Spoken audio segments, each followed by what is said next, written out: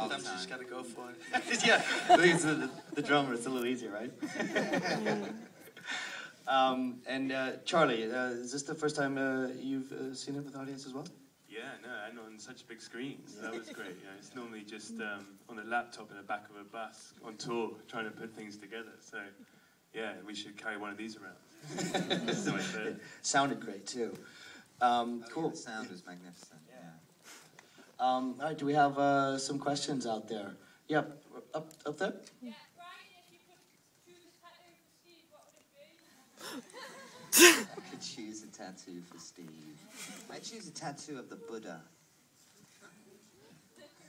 That's a good call. Very sincere answer. Do you expect that by next year?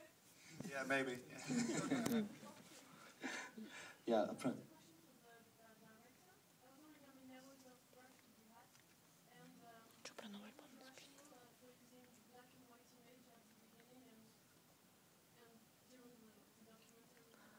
The question was how many hours of footage did he have, and what was the thought behind transitioning from black and white into color?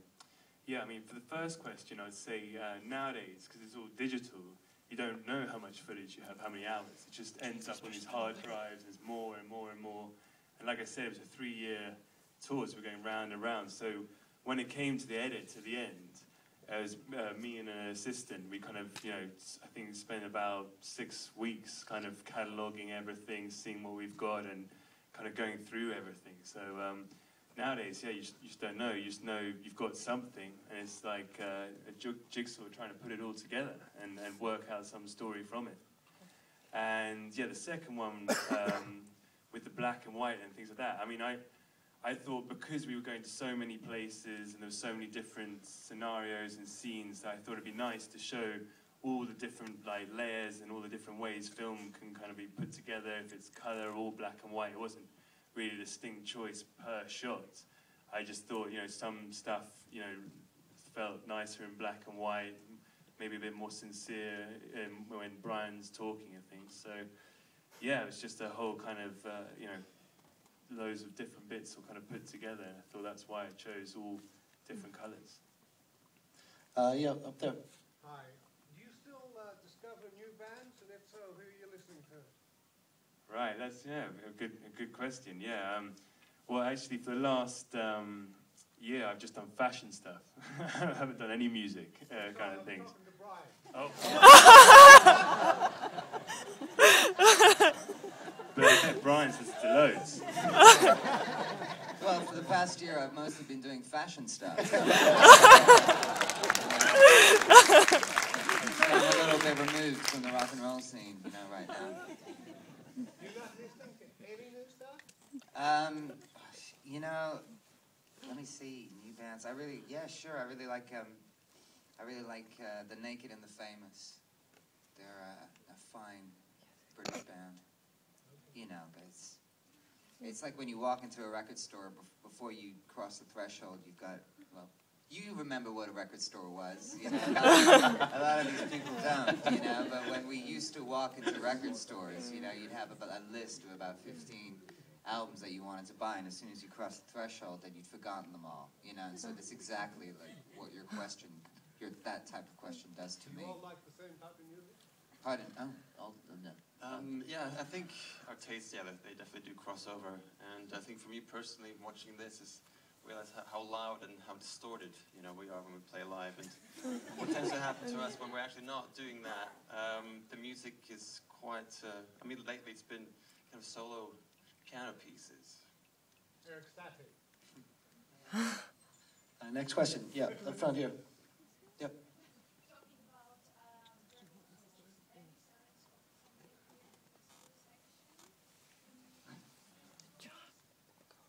Well, we're writing the new album right now, and we intend to release some new material before the end of the year.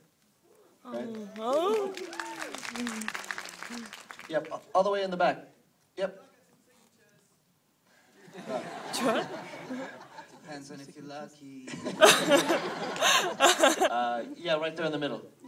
Yeah, Charlie, I've seen some of your work with Vivienne Westwood. You mentioned about fashion, and that is very much a set and orchestrated thing you have to go into because time is money. This process, though, with the band, it really showed the empathy towards humanity. That really came out quite strong. Were you aware, was that I'm not saying it was preconceived, but did you go in with any thoughts of how you would like to portray this? Yeah, I mean, every project I come into, I always have, you know, like probably every director, your own ideas and, you know, how you want to do everything and this, that, and obviously, you know, doing things like a feature film, it's all kind of more set and you can do what you want, where a documentary, especially like this, you have, you know, you don't know what's going to be happening. You don't know what you're going to encounter, and things like that. So, to answer your question, I think I kind of just let it go, just let things come, kind of turn the camera on, started rolling. But I always knew I was going to have a narrative and make it very personal with Brian, because I always have kind of recoil with Talking Heads documentaries, and I thought it'd be a lot more, you know, getting their side of the story out if Brian kind of you know, told it from a first-person narrative kind of point of view. So, yeah, hopefully that answers your question. Kind of. I was exhausted just reading the number of places you guys had been to. You know, were you feeling the same after it all? What was the last part of your question? It was, were you as exhausted right at the end of all the touring?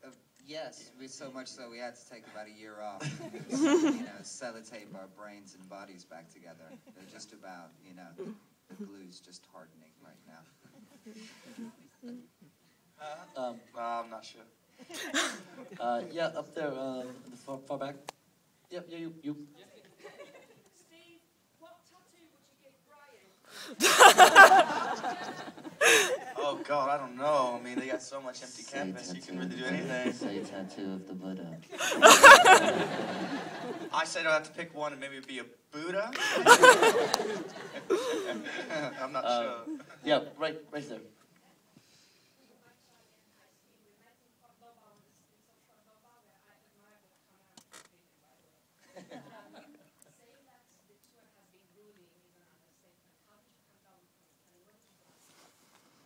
You want to go first, Charlie?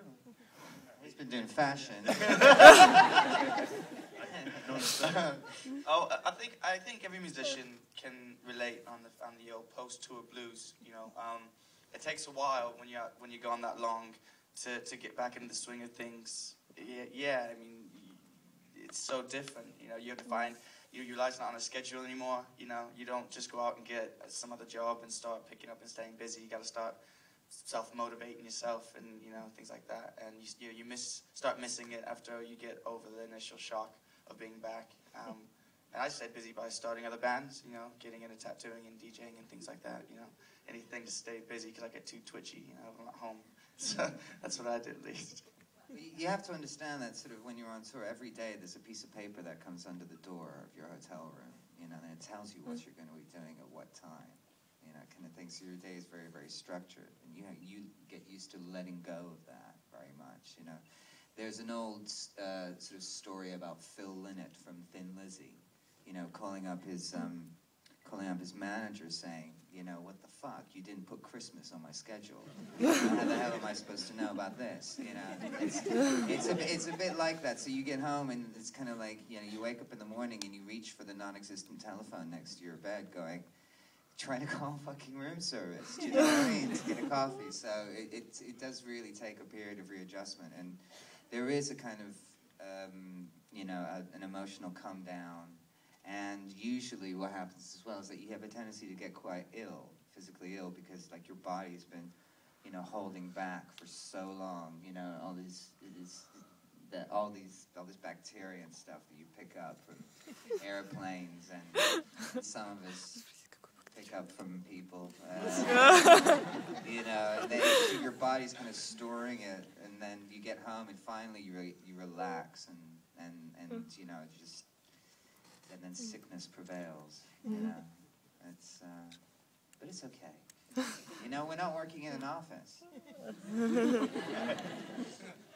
Stefan, you want to... Yeah, I'd say when you're on tour, everything, I think, slows down, because what you do in a day is so much more than you would do a day at home. You wake up in one country, you're in a hotel that, you know, it's a strange surrounding, probably a different language spoken that you're used to, and you get on the flight or get on the bus and you go to a different country, different culture, different language, different way of doing things, and then you're in front of a crowd, and all the emotions and the adrenaline that gives, and then the whole process after that of trying to come down, and also trying to adjust to where you're going to be the next day. So that whole thing is just, it's quite intense. So when you come home, it's quite a shock to the body to kind of to go back to something that's very, very slow, and everything in one place and everything is the same every day. So that's the period of readjustment that takes the longest for me. Yeah, right up here.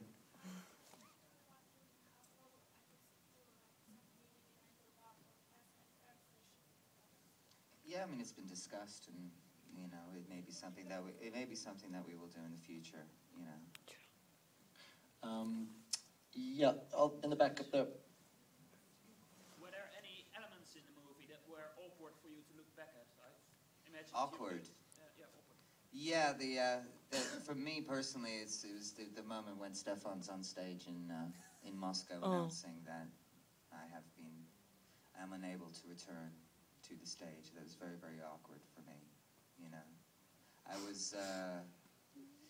I was having a nervous breakdown at the time, basically, and then had what I could only sort of experience as a sort of a psychotic episode, and I sort of thought that the audience were sort of, I imagined that the audience were sort of ripping the flesh from my body and eating it with me. It was quite surreal. So I got quite scared, and so I went off stage. And in the dressing room, there was sort of like a bench.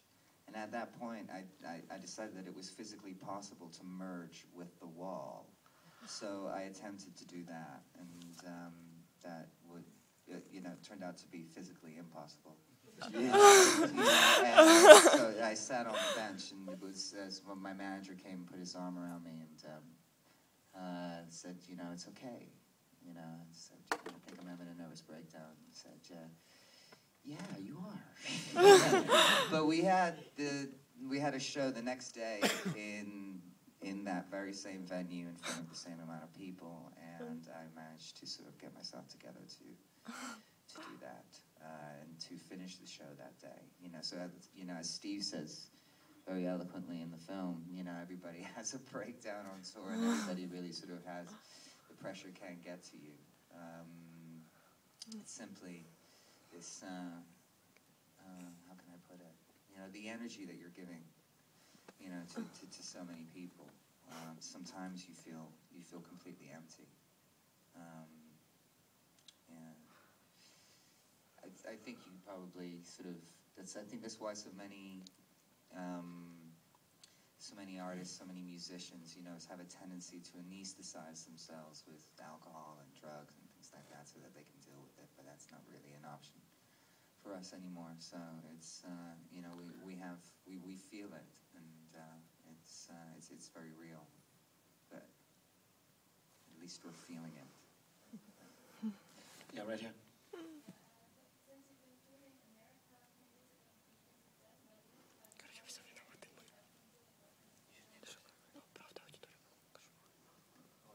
Everybody in the world wants to work with Josh Homme.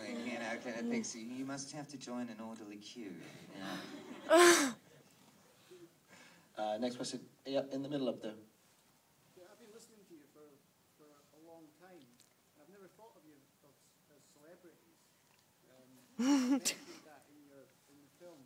Do you in the kind of light of leadership, do you feel any pressure as a celebrity? Do you get is your privacy invaded?